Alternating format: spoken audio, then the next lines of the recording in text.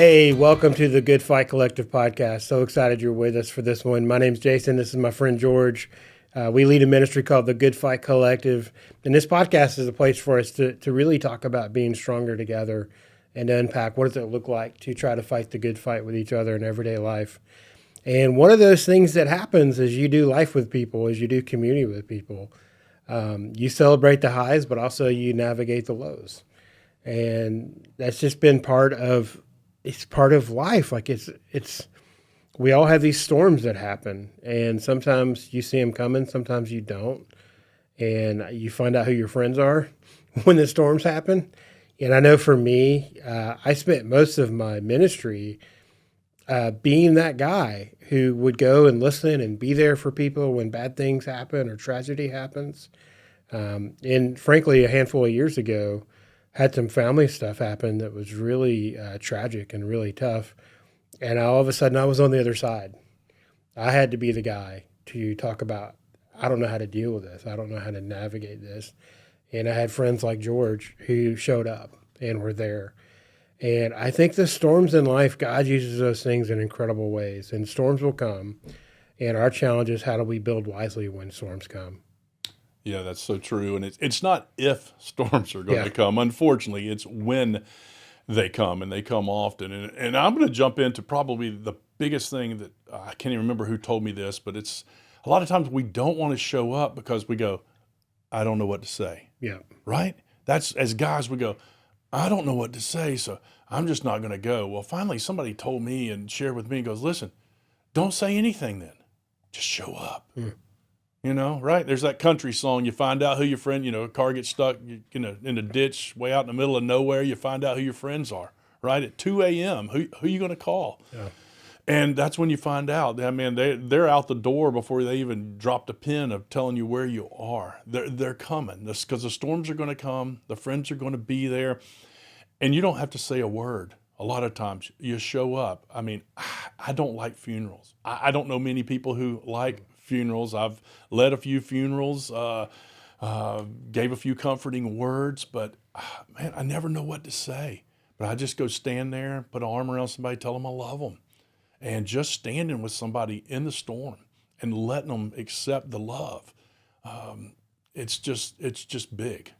Yeah, I think there's such a thing as the ministry of presence, of just being present. I don't know the answer. Lord knows I have been in too many places where the answer was, there was no answer. It made no sense. Why did this kid pass away in a car accident, or this parent have this disease, or whatever the thing is? I don't know. But I know who holds the future, and I know the anchor that we can hold on to as the storms come. And I can be present, and I can be available. And that's sometimes that almost goes back to our conversation we had about listening, of just being present. And when the storms come, it's just being there, knowing you're not alone. Because I know for me, there's been times where the storms came and you start questioning, am I going to make this? Am I going to handle this? Am I dealing with this? Am I stuck here by myself trying to figure this out? Yeah. Right. And that's why preparation. I mean, we hear about that all the time. Hey, do you have a flashlight? Do you have a little bit of extra food, some water and things? So in general life, there's preparation for the storms. Well, in our spiritual life, to fight the good fight of faith, there's preparation as well. I mean, I remember somebody told me this story once too. I've got this coffee cup and I'm sitting here and, I'm drinking somebody bumps into me, and what spills out of my coffee cup? Well, it's coffee, right? So the coffee spills out, but did it spill out because somebody bumped into me? No, coffee spilled out because coffee was what was in the cup. So the same for us a lot of times. Whatever's inside of us is what's going to spill out when the storms come. So that's why it's so important, whether you want to call it spiritual formations, whether you want to call it the daily reading your Bible, your prayer, having a group of brothers that you're with, that you're sharing life with, whatever it may be, because whatever's inside of you, just like the coffee in the cup, the coffee spilled out, whatever's inside of you is going to spill out when the storms come. And we want that to be something that's edifying, something that's good for those that are around us. That's so good. Anything else about preparation? That's a really good thought. How would you encourage someone to prepare spiritually for storms to come? Wow, that's and again, it's what do you like to say? We stand alone together. Yes. Why don't you? That's I'm going to tee you up on that, but Yeah. it's something about standing alone together. Well, I have to do my work and on myself, spend Yeah. my time individually listening to the Lord, reading the Word in prayer, going to group, making group a priority. All right, those type things. So I have surrounded myself with a group of persons who are encouraging me to fight the good fight of faith, who are encouraging me to walk after the Lord. Those are some of the things in our life that we can do. And I know I brought up a big old topic there of kind of, again, that standing alone together. How do you see that? Yeah. So that's as you know, I'm a massive fan of the miniseries Band of Brothers, and I watch it every year, whether I need to or not, and love it. The very first episode is called Currahee, and Currahee they trained in is a group of Army parasoldiers, and they trained at Camp Toccoa in Toccoa, Georgia, which is actually not too far from where we are now. And these guys had to run a mountain in their training, and the mountain was called Currahee. And it was part, if you watch the show, it's a rallying cry for them. They'll say Currahee, especially the original guys that all Easy Company that trained there together. Currahee actually is an Indian word that means we stand alone together. And I just love the visual of that, of, hey, you've got to fight this battle. And there's some battles that it's going to feel like you're alone, but it's different when you know there's other guys in the trenches with you. There might be times where they might not be right next to you, but you know if you called, they'd be there. You know that they're going to help you fight those battles. And so Currahee, that idea of we stand alone together, it's actually part of our retreat content for one of our retreats. We unpack that and challenge guys to think about, hey, who are those guys that are in the trenches with you? Who are your band of brothers? Because I do think when the storms come, that's who's going to show up. And but also the part of that too is you showing up for people too. It's not just who's showing up for you; it's you showing up. There's kind of a two-way street there, right? Yeah, absolutely. And again, back to the individual a little bit. Usually, when some storm comes, we do one of three things. And most people know this terminology. We fight, or we take flight, or we freeze. Fight, flight, or freeze. Well, if you're going to fight, you don't want to stand there and have to fight whatever situation it is. And I'm not talking necessarily about a physical fight. I'm talking about it maybe a spiritual fight or whatever it may be. You don't want to fight alone. Okay. And flight, hey, you need somebody sometime to give you the wisdom of going, hey, Jason, you need to get out of there. Yeah. That's not a good surrounding. You can't see it. You can't see the forest for the trees sometimes, right? Because you're so in the storm. You need somebody to go, hey, dude, come on, we're getting out of this. It's okay. That's not your fight anymore. Let's go. Or, wow, the one that gets me sometimes is freeze, and I don't know what to do. I don't know whether to stand up and fight. I don't know whether to run. I can't think straight. Nothing is making any sense to me. Man, that's when I need my brothers most of all. I need that band of brothers, as you like to say, and the stand alone together. I need them with me to go, hey, come on, it's going to be all right. Share with us, because they're, like you said, we talked about listening before. They're truly listening to what's going on, or they've already been a big part of my life. They know even before something comes that something's there. They know, they've seen me, they've heard me, they're a part of me. So when this storm rolls into my life and I choose fight, flight, or freeze, they're right there with me. I can call them at 2 a.m. and they're rolling. There's no questions asked. They're coming to love on me, to care, to get in a fight with me, to help me take flight, or to get me over that frozen part and get me on to the next part of the journey. Love that. Yeah. We had a guy in my men's group a couple weeks ago. His son was having a quick unplanned surgery, and I love that he texted all the guys, "Hey guys, be praying for my boy. He's going through this thing this morning." I love that he invited guys in to him to their temporary little storm. Also, love to see all the guys in the group jump in real quick. Hey, dude, praying. What do you need? Y'all need anything? You good? Hey, we're with you. And to know that although he was at the hospital with his family, with his little boy, having a quick surgery, and he's fine, but to know that he wasn't alone, that we were with him, maybe not physically, but we were there. Like we were with him, and we are with them. And I think there's something to be said when the storms come. I think one of the things that God uses to help us navigate that. In the book of Mark, and this isn't actually in all the Gospels, but it's a really fascinating story that is used a lot, and I think it's just relevant to where we're at. So I want to unpack these verses real quick and get your thoughts on it. In Mark chapter 4, verse 35, it says this: "That day when evening came, he said to his disciples, 'Let us go over to the other side.' Leaving the crowd behind, they took him along, just as he was, in the boat. There were also other boats with him. A furious squall came up, and the waves broke over the boat so that it was nearly swamped. Jesus was in the stern, sleeping on a cushion. The disciples woke him and said to him, 'Teacher, don't you care if we drown?'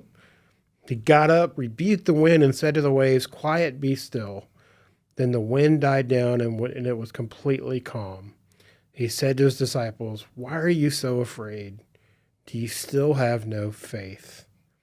They were terrified and asked each other, 'Who is this? Even the wind and the waves obey him.'"